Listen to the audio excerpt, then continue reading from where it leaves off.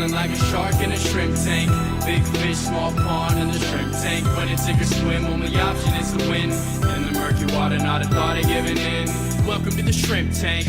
Want to put it all together, this is big things. Doing big things. We ain't in the same league. Running a campaign, Roadie 2016. Like a phone to die, putting me in charge. I'm a general from the front, I'ma lead the charge. Like a federal, fell on my lap, never. Going hard as ever. Good afternoon, everyone. Welcome to another episode here on the Shrimp Tank, powered by Celsius Beverage. If this is your first time tuning in, catch all our episodes up on our website, shrimptankpodcast.com. We bring you the best and brightest entrepreneurs from this area. Find the do's and don'ts of running a business. I'm joined every week by my co-host, Dr. Kevin Cox, one of the best professors in the United States, not even the state of Florida, of course. And we are joined by Bryan, a fellow Blue Hen. I went to University of Delaware. So, Bryan, let's just jump right in. In less than 60 seconds, give us your elevator pitch. A lot of these students that are in the crowd often, always wonder how to give a good pitch in 60 seconds about their business. So go for it. Tell these students who you are and what you do. His might be a tough one. So I know. That's why I want to see. see. To give him a minute to hit it. Okay. So he does so many different things. I don't know how this will go. He may try to take, instead of 60 seconds, maybe like 20, 30 minutes. I don't know. I'm going to put the timer on for the first time. Okay. And it's going to go off in 1 minute. We're going to see thumbs up or thumbs down. Does he go over 60 seconds or does he go below? Student audience poll. Oh, it's mixed. Half okay. and half. Okay. Ready? 3, 2, 1. Go, Bryan. My name is Dr. Bryan Deptula. I am the author of Leaders Are Born to Be Made. I do speaking, training, and development. My job is to improve the life and leadership of all people. I want you to know that you are capable of leading, and every single person in this room has 2 birth dates. Birth date that they were born and brought into this world, and the other is their born on date. That born on date is when you were first responsible for becoming a leader, when your outcomes, when the company's outcomes and the people's outcomes that you support and love are all on you. And that's the day you become a leader. And I believe that each and every one of you has within you the power to lead. And it's my job to bring that out. Thank you very much. 34 seconds. He did it. He got 23 seconds left. Whoever had their thumbs up, you will get free lunch by Bryan. He's treating you guys after the show, he told me. Is that okay? Are you treating? Could some of the students get some lunch on the house? Courtesy. Or, right? Actually, when I was here at Ethlyn, Dr. Ethlyn Williams, my mentor, she did not let me pay for lunch in 5 years of my doctoral program, not one single lunch. So I probably owe it back to the university students. Man, I had the wrong dissertation chair. Should have chose better, brother. Yeah. Well, hey, I finished. That's the rule. So Bryan, I know pretty well, obviously. We're both alumni of the PhD program right here at Florida Atlantic University. I specialize, of course, in entrepreneurship, whereas he specialized in leadership, management. Leadership and organizational behavior. Yeah. So he was a professor at one point, and then he did something completely different. So tell him a little bit more. You're not constrained to the elevator pitch now. I used to run around with him at conferences and have some fun after the conference at different places around the United States. Research focused, of course. Of course. And then one day he's like, well, actually now I do a bunch of training and I own a hotel. So how did all this stuff happen? I don't even really know. So when I graduated from FAU, I ended up as a professor at another university, Central Washington University, and then at Nova Southeastern University here in Fort Lauderdale. And my wife is from Seattle. And while we were at our time in Seattle, we apportioned to ourselves the great task of literally trying to improve the lives and leadership of the people that were around us. All of my research was based on giving people the best opportunity to learn to lead. And I think that's a challenge that I was facing as I went into a faculty position. And I had about 10 years of training and development experience in corporate world. So the company that I used to work for was a student tour operator, and I would travel to different countries. I'd go to Mexico, to Jamaica, to the Bahamas, and train the people that were American staff and the local staff on how to do and operate trips. And I had a passion for helping people become better human beings.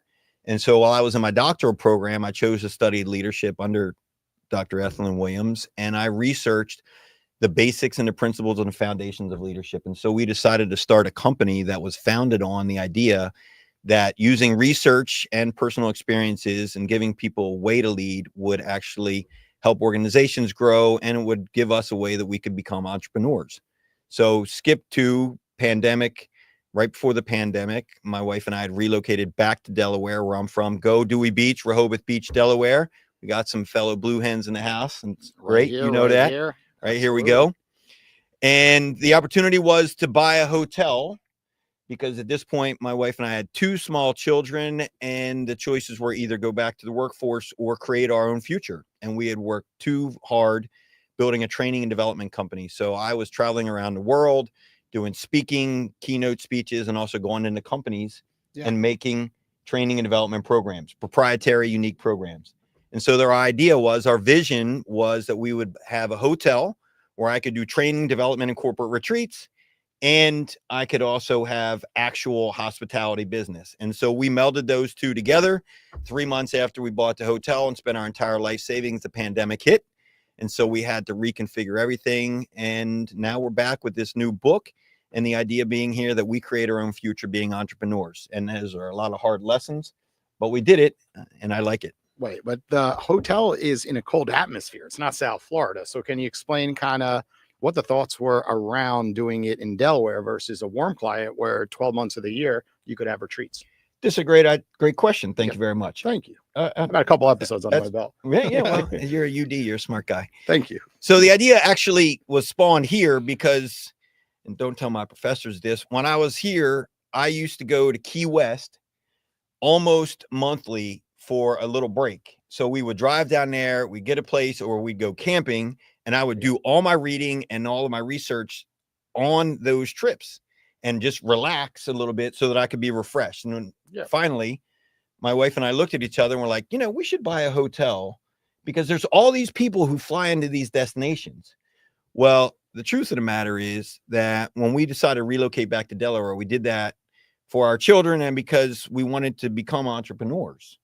And at the time, I was a faculty member at a university, and it was tough because I was caught between living in Florida and continue my faculty position. And my wife had an idea to actually buy this hotel with us, or we had the idea together, and she was running it. And so in Delaware, because Delaware is the #1 place in America for corporations to begin. We have very friendly tax laws. We have a great court system for that. And there's a huge amount of corporate opportunity for training, development, and for businesses to operate within the state of Delaware. So for us, we figured that because it already had a very tight infrastructure, it is a nation's summer capital. Okay. During the summer, there's enough of a reputation for Rehoboth that we would get all the people from 3-hour radius drive. Okay. Now here's the logic. You have Philadelphia, Washington, D.C., Baltimore, parts of New York, all within 3 hours drive. And it's a drive destination. So if you can't create a business where roughly 1/8 of the American population lives, then you should really reconsider your business plan. So we figured we already had the infrastructure. Rehoboth is a well-known destination. 5 months out of the year, we get regular tourists, and off season, we run retreats, and we run retreats all the time for companies that are very, very good and local companies, and also companies that are looking to get to the beach during the off season so they can do things like go on fishing trips that you do here, only it's, a little different. We're not catching grouper, we might be catching sea bass, but that's about it. Yeah, and I'll just add a note because we always try to teach some things on here. Brian's absolutely right. The overwhelming majority of all corporations live in C corporations specifically are formed and established in Delaware, and maybe not initially formed and established, but that is the most typical kind of C corporation that I see. Spend a lot of time working with founders of early stage companies and entrepreneurs. They will typically start with an LLC, which you students in here can do today. It's very easy to do. sunbiz.org. You can set up an LLC for next to nothing. However, if you're building a business designed to scale, and there may be some other reasons as well to convert it, but you will inevitably have to convert it to a C corporation.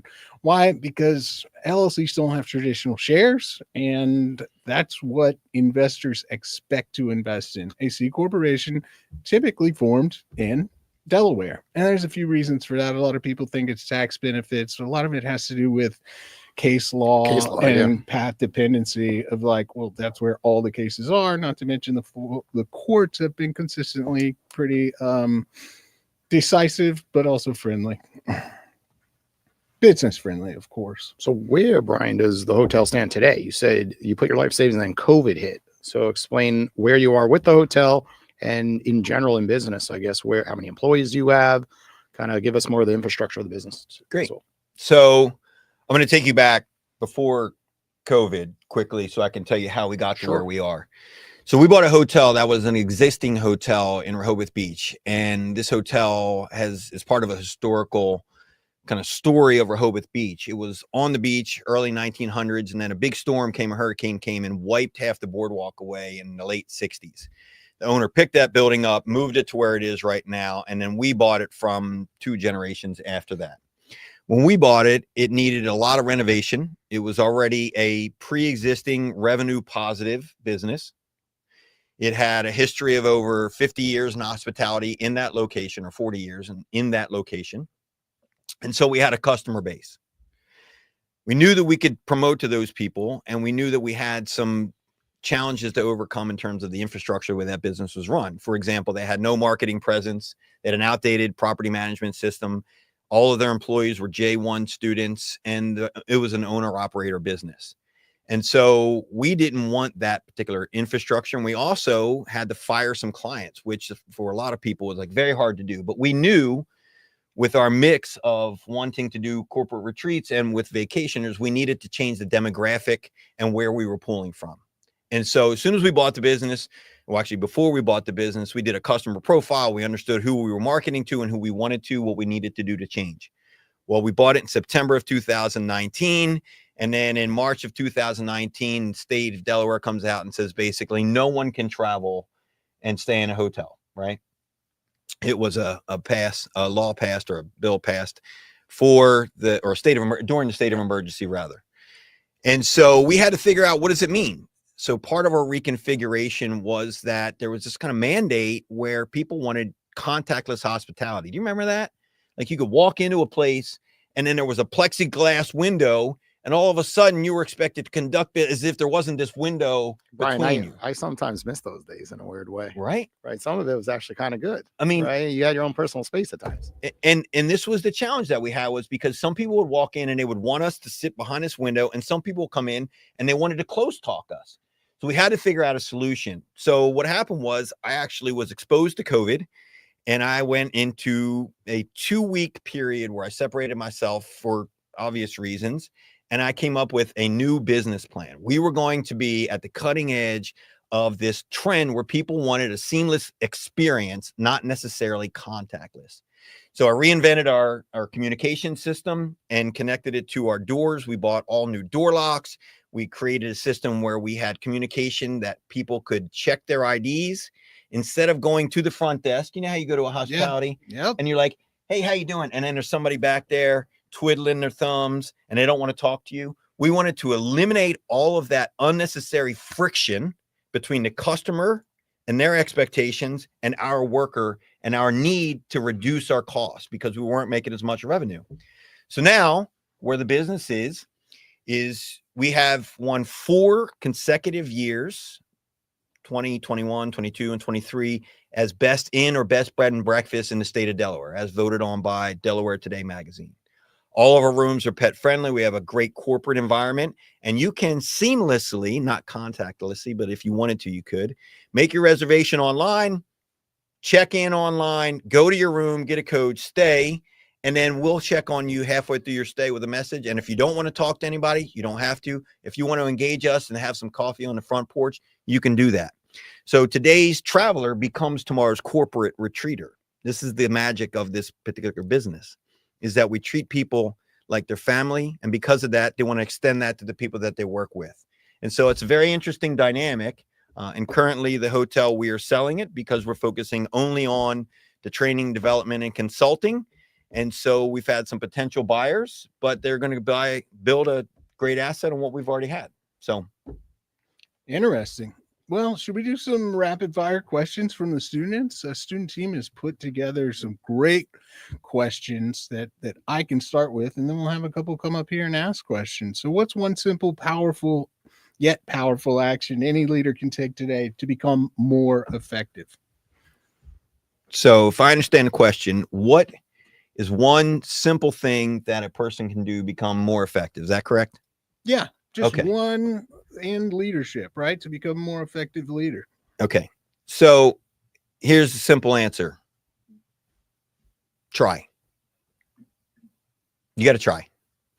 You got to come out of your shell. You have to stop asking for permission. You have to stop waiting for people to give you rights, entitlements, and titles to actually make yourself a leader.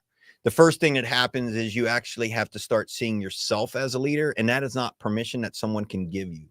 Sure, there's people in your life that can actually help you see the leader within, me being one of them, these two gentlemen in front of you, all of your teachers, your mentors, the people that you work with. Those individuals that care for you, they will invest in you. But the person that needs to invest in you most is you. Because the moment that you start seeing yourself as a leader is your born on date. And so in order for you to become a more effective leader, to answer the question directly, it's important for you to start building leader muscle. What is leader muscle? Leader muscle is this idea, and it's a framework that I developed, but it exists. All these concepts exist. Is you must first start leading by looking inside yourself. But second, you must understand how to lead. Don't wing it so much. You don't have to wing it. There's enough resources, TED Talks, books, my book, other books. People are smart. Go to them and learn from them. And then you start to see that leading isn't just something that you kind of wing and fail and learn. Yeah, your personal experiences are important, but to learn to lead gives you leader intelligence. And so if you want to be a good leader, an effective leader, you need to be in the understanding of how people lead better and not just try and fail all the time. That's one way to learn. And the other thing that I would suggest to you, which is something that people don't like, but it's the truth, is that you need to get into some conflict. You need to break some rules, because conflict creates energy between people. And that energy can be very positive and creative because it helps you search for solutions. Yeah. Tell me about it. You see some of that stuff in what you do, right, Kevin? Oh, I see a lot in what I do. Not at Florida Atlantic University. No conflict at all. Yeah, Eflin's sitting in on the show today. But yeah, there's a lot of rules around here at FAU. When you're trying to be entrepreneurial and innovative, some of that stuff can be stifling. So you don't have too much of a choice except to once in a while kind of ignore some of it, Speaking of, why don't we take a question from our show? Hey, can I go on this really quickly? I want to also give you one more thing that is really, really important to be an effective leader. We're sitting here, we're in a college business. It's an entrepreneurial focused podcast. And the one thing that I want you to think about, and I would love your feedback on this maybe before we get to the question, is this idea of intrapreneurship. Do you know this idea? Yeah, of course I do. Absolutely. I do some of that training myself with a great local company, JM Families in Southeast Toyota.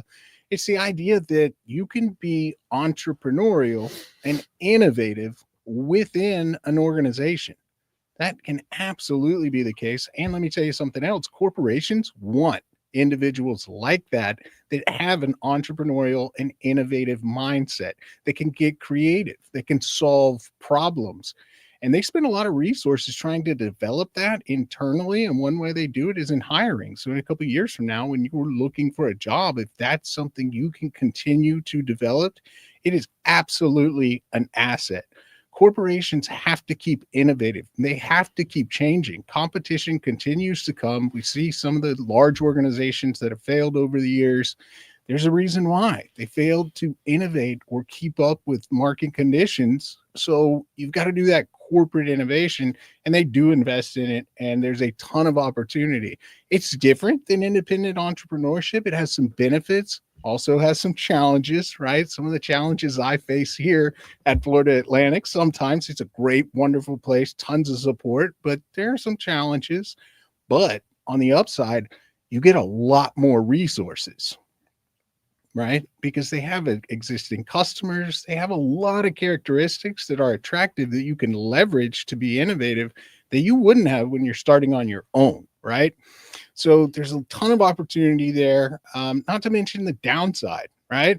This hotel fails during COVID. Brian's basically out on the streets. Usually, if you've got great supervision and you're at a great corporation, it can be a pretty safe environment to try something innovative. absolute worst case, you may get in a little trouble or lose your job, but end of the day, you still have your bank account and your house and your stuff. So there are some great benefits to corporate innovation. Yeah, it's really cool. And that's part of the challenge that people have, is that we go along and we listen a lot and we say, okay, well, great. Now I'm following and can I lead? The best ideas come from these people that act like entrepreneurs, but they're inside your organization. So a lot of times when I go into organization and do training and development, I have to teach people how to be entrepreneurial, how to think like an entrepreneur, how to actually be a part of an organization that cares them, but also you have to care back to the organization, right? Absolutely. Yeah. And it creates opportunities for you. I know people who have carved out their own unique career paths, have been put in charge of completely new business lines and product lines, and all within existing corporation. Yeah. Okay. So that's a really important part. Thank you very much. Okay. Our next segment, students are coming on down to ask you questions. Go ahead and say your name real quick and then ask your question. Hello, nice to meet you. I'm Tyler. Hey, Tyler. I have a question regarding the whole hotel thing, because I am someone who is aspiring to get into real estate, to invest in things like that, to invest in the hospitality type scene. So I was wondering, what are the biggest things that you know and did that I should know and do? Okay. So if I understand the question, Tyler, you want to get into the hospitality industry, and what are some of the lessons? What should you know? What should I know? Yeah, about buying the hotel, running it, anything like that. Yeah. Okay. So I'm going to ask you a question. Are you in hospitality? Do you have any hospitality experience? No. Okay, great. So I'm going to tell you, if you want to learn how to ski, don't do it by jumping out of a helicopter. That's what I did. Yeah. All right. So the deal is, I had some travel and tourism hospitality. I worked for a travel and tourism company for over a decade. So I understood some of the ins and out of contracting with hotels and how the guest experience is and how you generated revenue at hotels other than rooms. So the biggest thing that I would suggest to you is that you get yourself up to speed so that you can at least have a foundation of knowledge. Second thing is, running a hotel is not a hobby. So when I'm out, so the hotel is the Canal Side Inn in Rehoboth Beach, Delaware. Okay, you can look it up. It's a beautiful hotel. We renovated it literally from the bottom floor to the top floor, which leads me to my second thing is, it's not a hobby. We have invested almost more than I care to share in terms of just completely turning that property around so that it looks like our vision of a successful experience. And how do we do that? We traveled around. We took our dog and our kids, and we were like, if we were at this hotel, what would we expect? And so there is a lot of this idea that you need to do it by yourself, but you cannot do it by yourself. So do not think that just because you buy a hotel that you're in charge. You may have the ultimate say, but to be a great leader, to be a great entrepreneur, you need the input of a partner who supports you. You need a person who's going to say to your crazy ideas, I love that part of it. Now, how do we operationalize? So for me, I'm a visionary. I'm like 10 years out, drives my wife bananas. Okay. Where are we going? We're going to buy 5 hotels. We're going to have 6 retreats. We're going to have 50 clients, all of these things. She says, great. Who's going to clean the rooms tomorrow? You see, you have to have the balance of vision, and you have to have someone who can operationalize that vision. And that has to come from a partner. It doesn't have to be a business/romantic partner, but it does have to be with a group of people who care about you. So first, find the people who you care about, see if they want to go on this venture with you, and have them a shared vision, because the other part you're going to run into is not just the tangible asset resources that you need, the financial resources. It's not going to be just the partnering. It's going to be the emotional and psychological support when you want to quit and your partner picks you up and says, you can't quit because we're all counting on you. And if you have the dexterity and the courage to go through that, then you'll be successful. It's the truth. I got one more thing on that. Are you from South Florida? Yep. All right. So you've got contacts here. Start doing something in hospitality that is like the big picture of what you want to do, and start now. Right. So you probably don't have the financial assets to purchase a property, because I would say probably purchase a property and maybe start running an Airbnb. But what you could do is identify someone else's property within your network with an extra room, with a spare apartment, with something that could be converted to an Airbnb. I might pitch them on the idea of you managing it and creating a revenue split, and setting them up with their own Airbnb, but you're managing it. You're now in the hospitality industry with an asset, and you're interacting with customers, and you're having challenges, and you're having to get sheets cleaned, and you're trying to get good reviews. You're going to learn a lot of stuff, relatively low risk. Nobody rents that Airbnb. First, see what you're doing wrong, try to fix it. But if it doesn't work out, it doesn't. I'm going to add to this point. Every successful hotelier that I know and every successful business owner that I know knows their business from the very bottom to the very top. And I'm not saying that you want to spend your life washing sheets or doing dishes, but those are essential skills. And if you don't understand the time it takes, the skills that it takes to do the very nuanced part of your job, it's impossible for you to lead people effectively. So a good business owner is also a great leader, in as much as you can start to help people because you can empathize with where they're coming from. And then you can say, hey, I've done this. I know that it takes X amount, because all leaders need to be proficient, and all entrepreneurs need to be proficient and knowledgeable experts in their field so that they can help other people achieve the goals that they want to achieve. It's important that you get that experience. Yeah, absolutely. Thank you. Great Okay, question. You're welcome. Thanks, question. Tyler. Okay, we have one more student question. Go for it. Good afternoon. My name is Emmanuel. My question today is basically stemming off of your hotel business, and I understand that you're in the motions of selling it. When do you know, like, when not to continue a business, the idea that you've come up with, and when to continue with it? Oh, that's a great question. I work with several people that should have stopped a while ago. But what do you got? So, Emmanuel, I think your question is, when do you know it's time for you in entrepreneurial speak to create an exit or to plan for an exit? So I would like to speak to my experience and some of the people that I've helped exit, but it doesn't mean that globally you should always follow this advice. Okay. The first thing for us personally, we built that business to be at its peak performance. It is as operationally sound. We have built a brand around it. It is going like this. The reputation is like this. We won awards and we have a positive revenue stream. That's an attractive buy for someone. Also, if your business is something that you love and you're passionate about, but you no longer want to run the business part of it. In other words, if you just want to be like, hey, I own a hotel, this is really cool. That's very different than having the internal motivation to run a hotel. Okay. So first you prime your business, and then when it becomes attractive, it's an appropriate time to consider an exit.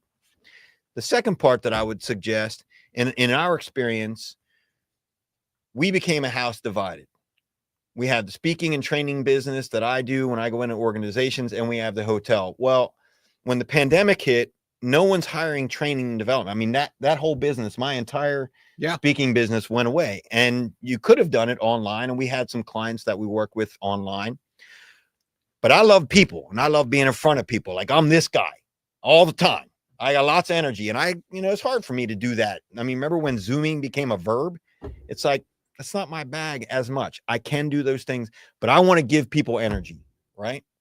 And so that business went away. And so we tapered off of that business, considered exiting it. However, the blessing and the curse of the pandemic was everybody had to learn to lead again. Like, nobody knew what to do, right? It's like, wow, all this leader muscle that I've been building up has become weak.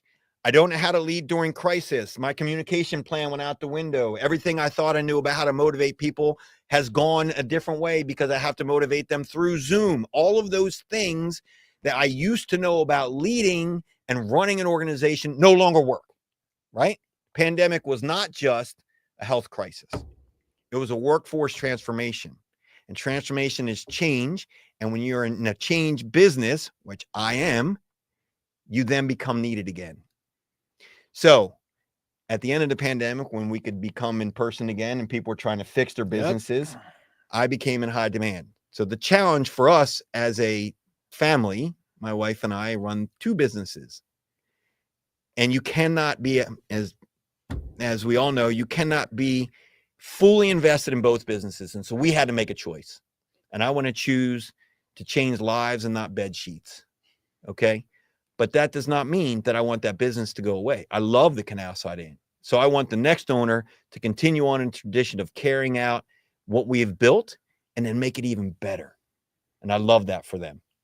Cool. So, and I'll just add, because I thought Emmanuel might have been asking about something a little bit different, but both are highly relevant to this, right? So one of the question is, when should you exit? Exit means something successful. I remember talking to a group of students just like these and explaining, well, you could have an acquisition, it could be private equity, it could be IPO. And one girl raised her hand and said, well, what about failure? And I was like, well, we don't call that an exit, right? So an exit is typically something successful, right? You sell, you move on, you go to the next thing.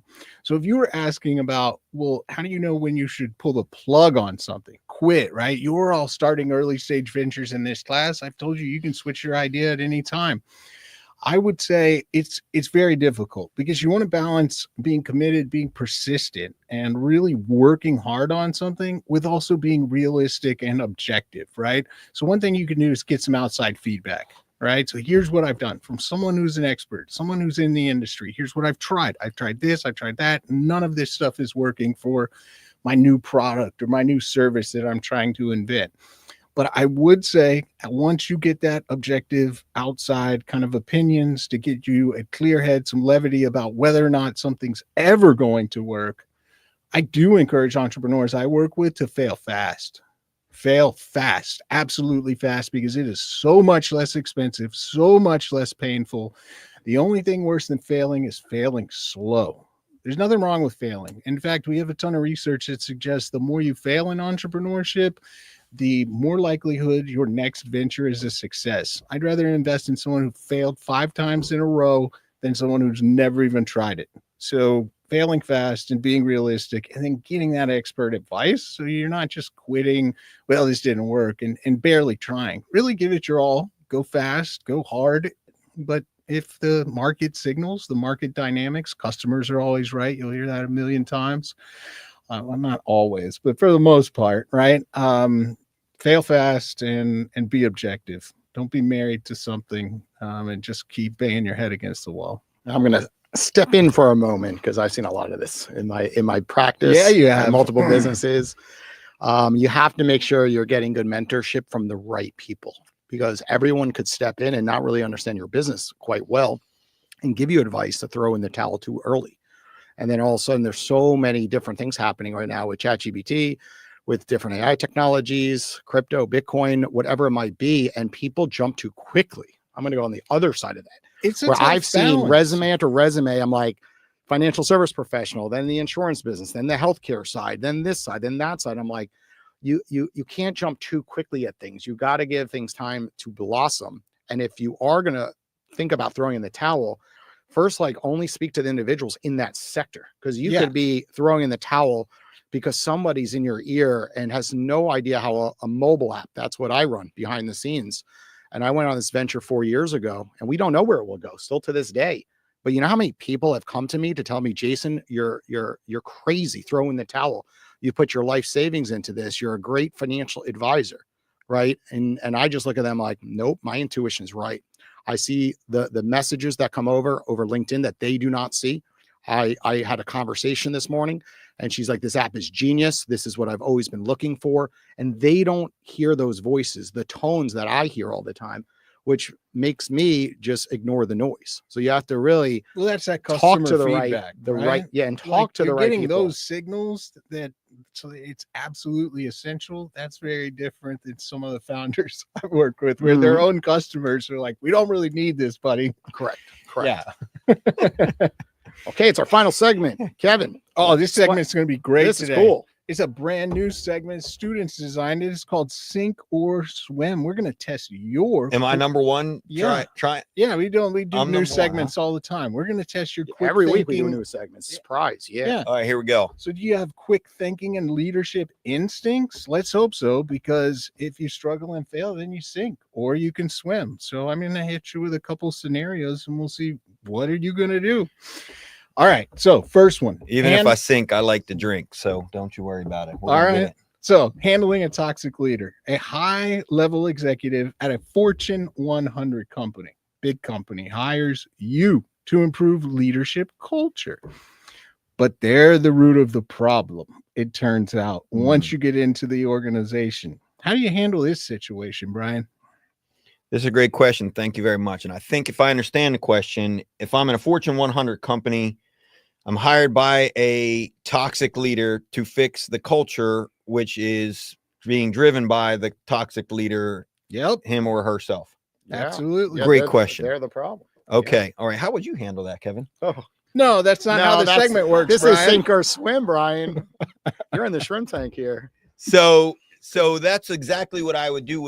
I would start asking questions, right? Okay. Because the challenge that we have is that we assume all the time that there is a leadership problem, or there is a culture problem, or there is a communication problem. And I rarely go into an organization and find that the reason I'm brought into an organization is the actual cause of the problem, right? Because people sometimes don't even know the cause of the problem. And I often find that if you can find someone who is actually committed to making the process better, you don't know if you can find someone who's committed to making the process better. And if it is the person who is the toxic leader, maybe it's the case that they don't know that they're toxic. Maybe it's that they have an ambitious goal and other people are not able to achieve it. Or maybe they are actually conniving and toxic. Until you get in there and figure that out, I don't think you can answer that question. I think we're saying they are toxic. I think I understand. You know they're toxic. Yeah. And they're the problem, and there's no fixing that leader. I'm sorry, what's that? I think we're saying, like, we can't fix this leader. Like, they are a major problem. They're completely toxic. There's no working with that individual. So, like, what do you do? Like, do you go to the board? Like, how do you handle it when it really is like you see some major problems, which is so true in America. Yeah. Right. They expect you to put a Band-Aid over it, but like the truth is they should be fired. It's funny. Jason mentioned what my answer was. I'd go behind the CEO's back, go to the board, tell the board they need to add me to the board, and we need to vote this guy out as CEO and find somebody new. It'd be my last client. I did it. I in wealth management. Someone bought our agency with 50 financial advisors. He was the worst individual ever, worst boss I've ever had. And you know something? I said, me or him, with 4 financial advisors one day after 6 months of them trying to find a real reason to get him out of there. And eventually no one could find the real reason. So eventually I said, we're leaving, and they didn't want us to leave. And eventually they forced a sale. Right. But it's true. Like, sometimes people don't sign up for that toxic leader, and it has major impact to people's lives. Yeah. And sometimes, like, that person's got to go. It's only so many times they can make people cry. Right. Or do things like just completely against the law at times. Oh, yeah. And stuff like that happens, but they're not held accountable because they're the leader in charge. They own the business. And a lot of things can go on for years and years of that toxic behavior till one day, like someone like myself steps up, or someone like you steps in. Yeah. And then you're like, we got a problem here. And you could turn the blind eye, take the check, or how do you handle it? This is part of my problem. You're getting paid. I love conflict. Yeah, it's major conflict. I just love conflict because I think in there is a solution somewhere. Yeah. So in that case where we assume that the leader is toxic and cannot absolutely be fixed, you have to be direct and use conflict resolution techniques, but also to communicate fairly and evenly to that person and give them the straight up conflict resolution approach that will work with them. Now, does that mean it's going to work? No. Does that mean they shouldn't go? No.